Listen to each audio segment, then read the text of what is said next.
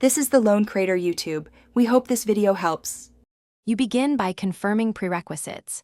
You need an active Azure subscription and a role that allows creating resource groups. Once signed into the portal, use the global search or left-hand menu to open resource groups. Make sure your account is scoped to the right directory and subscription so resources land where you expect. Now click plus Create to start.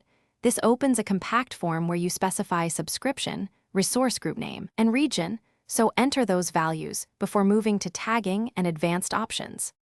Once the Create form is visible, pick the subscription and type a concise resource group name that reflects purpose or environment.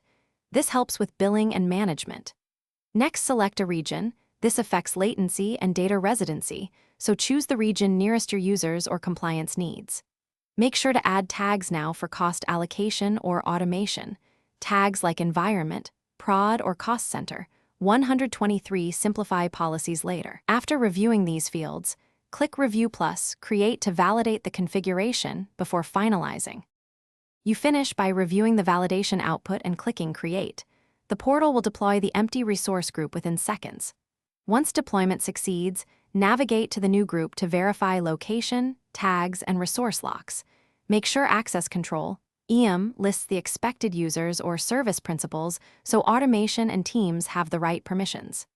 If creation fails, check subscription quotas, policy restrictions, or your RBAC role. Those are the most common blockers.